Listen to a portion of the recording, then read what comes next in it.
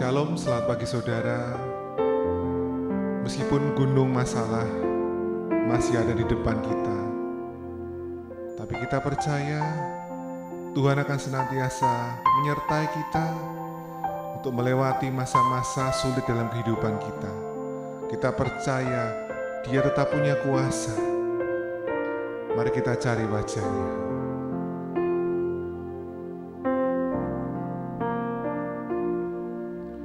Jiwaku bertanya, apakah masih ada harapan melewati tangisan, rasa sesak di dada. Imanku berkata, Tuhanku yang pegang kuasa. Dia selalu bekerja, meski mataku tak melihat, walau gunung itu tak berpindah, tetap percaya Kau yang punya kuasa. Sekalipun ku dalam lembah kelam, tak mengapa asal Kau di sampingku. Walaupun masalahku masih ada, tetap percaya rencana-Mu terindah. Pribadi-Mu takkan pernah berubah. Iman yang aku pegang padamu, Tuhan yang setia.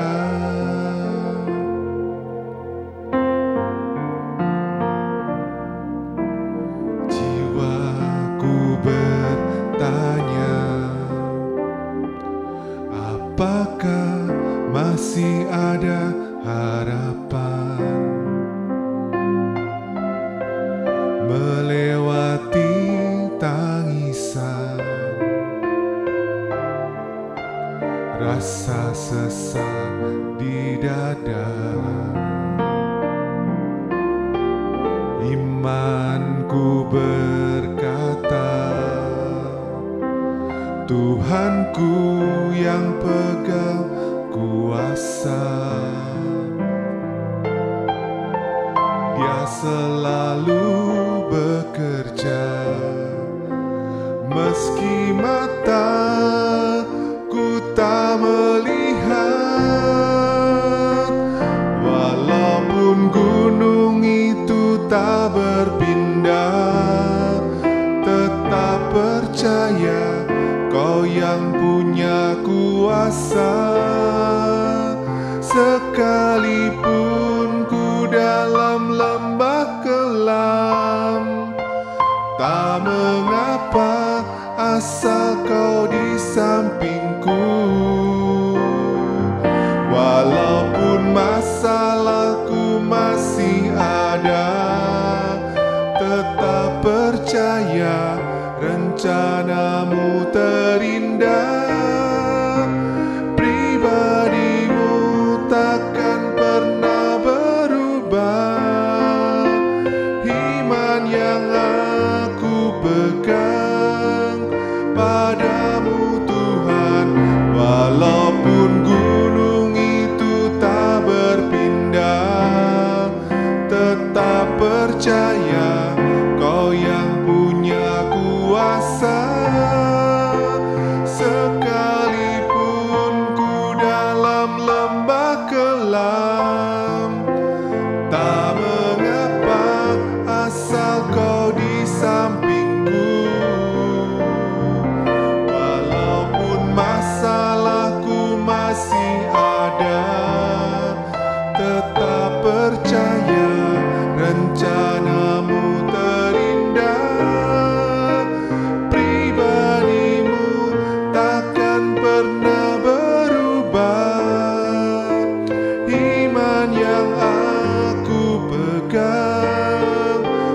padamu Tuhan, walaupun gunung itu tak berpindah, tetap percaya rencanamu terindah.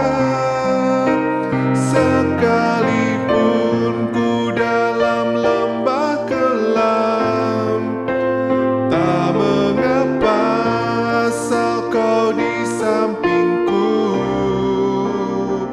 Walaupun masalahku masih ada, tetap percaya rencanamu terindah. Pribadimu takkan pernah berubah, iman yang aku pegang padamu Tuhan yang setia.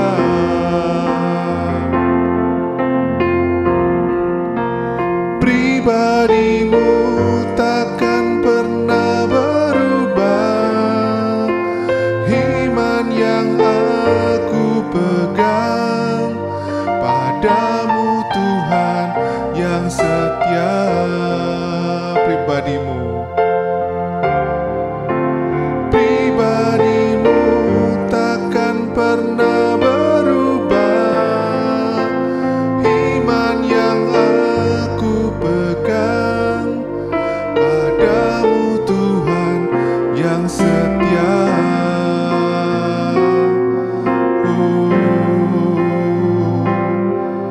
Iman kami hanya kepadamu, Tuhan kami yang setia, Tuhan kami yang adil, Tuhan penolong kami, Yesus.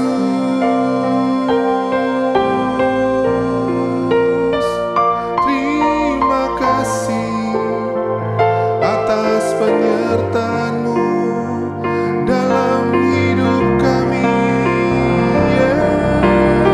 Yesus.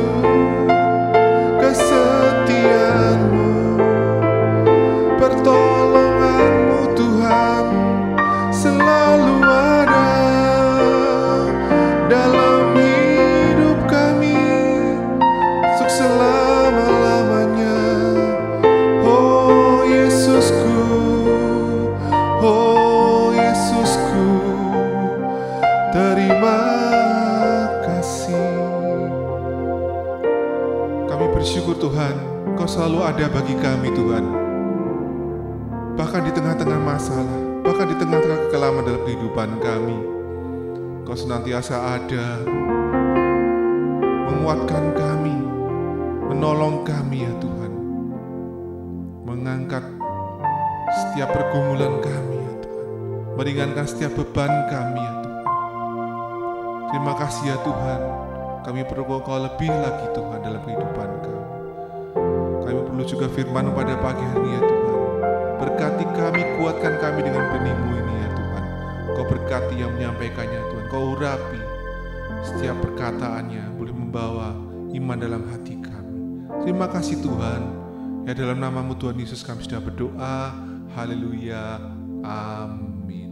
Shalom, selamat pagi Bapak Ibu Saudara yang terkasih di dalam Tuhan Yesus. Kembali lagi dalam doa pagi GKI Pondok Daud. Mari sebelum kita melaksanakan kegiatan pada pagi hari ini, lebih baik kita belajar kebenaran firman Tuhan yang saya ambil tema ibadah yang berpusat kepada Kristus. Kita mau baca bersama-sama ayatnya di dalam Yohanes pasalnya yang keempat ayat 21 sampai 24. Demikian firman Tuhan. Kata Yesus kepadanya, percayalah kepadaku, hai perempuan, saatnya akan tiba bahwa kamu akan menyembah Bapa, bukan di gunung ini dan bukan juga di Yerusalem. Kamu menyembah apa yang tidak kamu kenal. Kami menyembah apa yang kami kenal, sebab keselamatan datang dari bangsa Yahudi, tetapi saatnya akan datang dan sudah tiba sekarang, bahwa penyembah-penyembah benar akan menyembah Bapa dalam roh dan kebenaran, sebab Bapa menghendaki penyembah-penyembah demikian. Allah itu roh, dan barang siapa menyembah Dia harus menyembahnya dalam roh dan kebenaran. Amin.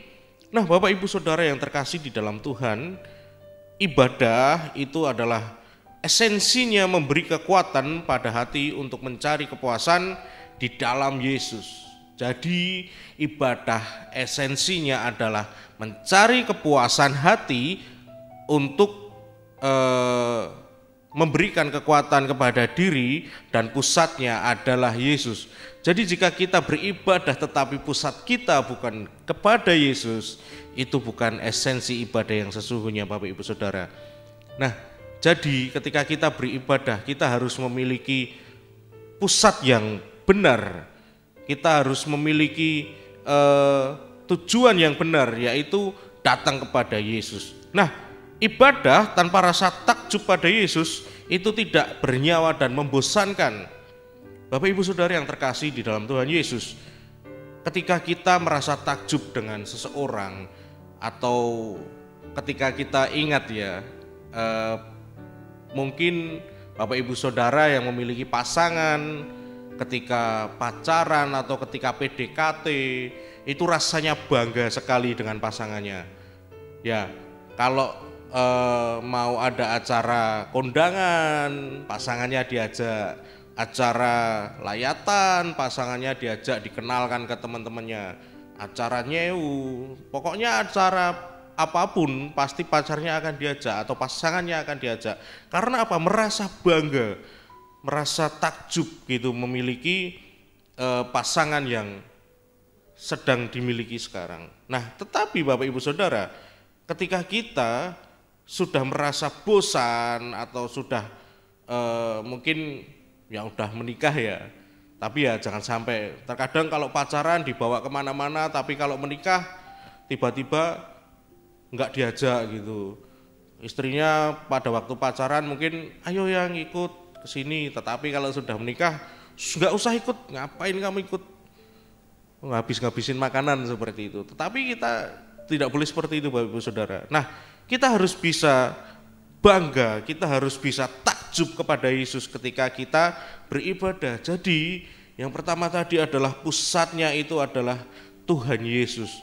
Dan ketika kita memiliki pusat yang benar yaitu Tuhan Yesus, maka kita memiliki rasa takjub yang luar biasa kepada Tuhan Yesus. Nah, Bapak Ibu Saudara, itu tadi adalah esensi ibadah. Dan sekarang kita akan membahas tentang bagaimana ya ibadah yang sejati itu, bagaimana ibadah yang sesungguhnya yang berpusat kepada Kristus yang benar. Kita akan belajar sedikit sejarah tentang bangsa Israel, bagaimana bangsa Israel pada awalnya adalah bangsa yang diberkati Tuhan, diberkati Allah, tetapi dalam perjalanannya bangsa Israel ini mengalami perpecahan, Bapak Ibu Saudara. Pada masa Salomo, bangsa Israel ini terpecah menjadi dua, yaitu bangsa Israel Utara dan Israel Selatan. Israel Utara itu berpusat di Samaria, kemudian di Israel Selatan itu pusatnya di Yehuda atau Yerusalem. Nah, perpecahan-perpecahan ini mengakibatkan tata cara ibadah mereka juga berbeda gitu. Jika di Yahudi mereka beribadah kepada Allah, mereka benar-benar secara benar untuk beribadah kepada Allah di bait Allah, tetapi di Samaria itu mereka membuat bait Allah tandingan. Jadi orang-orang Samaria ini membuat bait Allah tandingan di Gunung Gerisim. Itu mereka mencampurkan antara ibadah penyembahan kepada Allah dan ibadah penyembahan kepada dewa-dewa Mesir.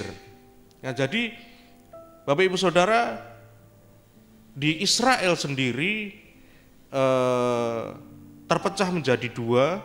Yang pertama di bangsa Yahudi itu ibadah mereka pusatnya di Yerusalem atau di Bait Allah. Kemudian yang kedua di orang Samaria yang di Israel Utara ini mereka ibadahnya di Gunung Gerisim. Jadi di Gunung Gerisim mereka membuat bait Allah tandingan karena mereka merasa tidak diterima di Yerusalem atau di Yahudi, karena orang-orang Samaria ini adalah orang-orang campuran, Bapak Ibu Saudara. Jadi pada masa Salomo dan di masa pembuangan Salomo ini kan raja yang berhikmat ya Bapak Ibu Saudara. Kita tahu Salomo ini dikenal raja yang sangat berhikmat, tapi dia lemah di dalam kehidupan seksualitas. Istrinya berjumlah 1000 Bapak Ibu Saudara. 1000 orang, bayangkan. Nah di situ karena Salomo menikah dengan 1000 orang ini, maka dia mencampurkan antara ibadah dia penyembahan kepada Allah dan penyembahan kepada berhala. Karena beberapa orang yang diambil istri oleh Salomo ini adalah mereka orang-orang penyembah berhala, dan mereka memberikan keturunan orang-orang Samaria ini. Makanya di sana orang Yahudi dari Yerusalem atau orang Yahudi ini memandang orang Samaria sangat-sangat kotor, sangat-sangat tidak suci, karena mereka adalah orang-orang yang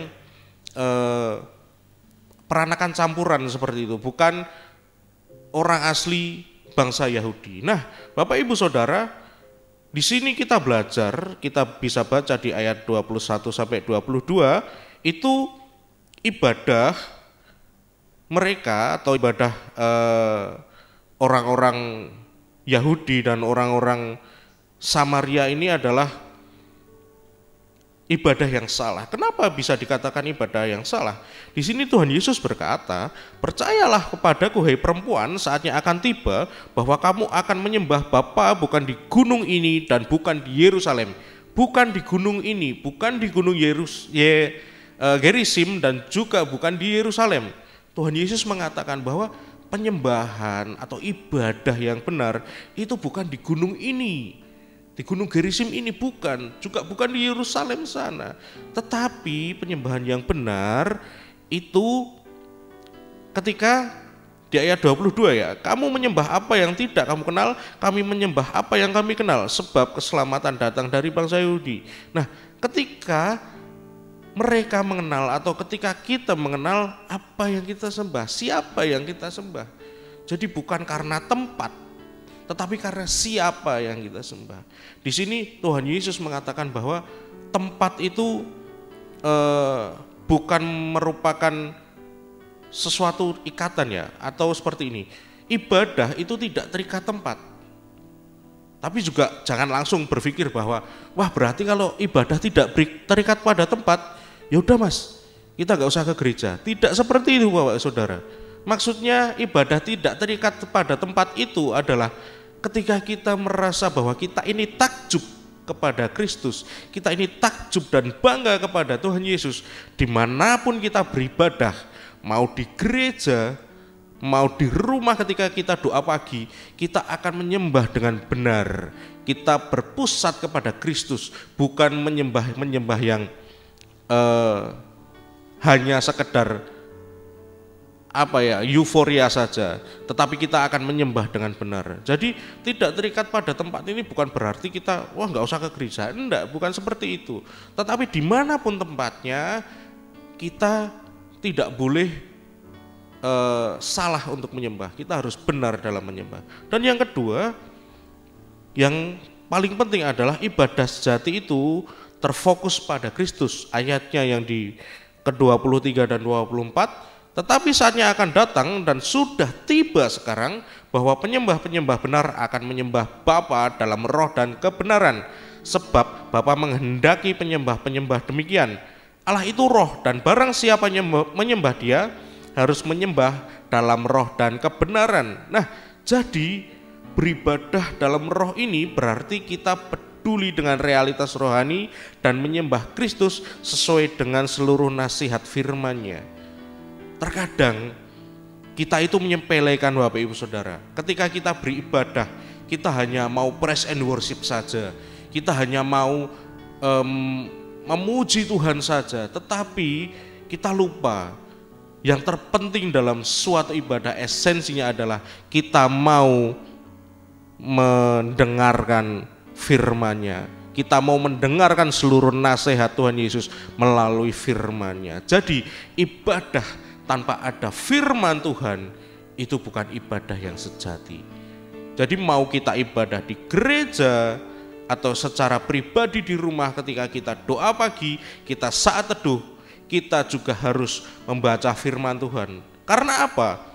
Ketika kita melakukan pujian penyembahan, kita berbicara kepada Tuhan. Kita ngomong sama Tuhan, kita mengungkapkan isi hati kerinduan kita sama Tuhan. Tetapi kita juga harus ada imbal balik Bapak Ibu Saudara. Kita enggak boleh cuma ngomong sama Tuhan, kita juga harus mendengar suara Tuhan. Melalui apa? Melalui firman-Nya. Jadi ketika kita sudah puas untuk memuji menyembah, kita juga harus membaca firman Tuhan supaya kita mendengar suara Tuhan melalui firman itu dan kita mendapatkan sesuatu di dalam firman itu. Jadi Bapak Ibu Saudara, inti dari firman Tuhan pada pagi hari ini, jadikan ibadah sebagai gaya hidup yang berpusat pada Kristus. Jangan sampai kita beribadah terpaku pada tempat, kita terpaku pada simbol kasih hati. Kita harus menjadikan ibadah itu sebagai gaya hidup. Mau di gereja, mau di rumah, ketika kita beribadah, kita harus beribadah dengan benar. Amin. Tuhan Yesus memberkati.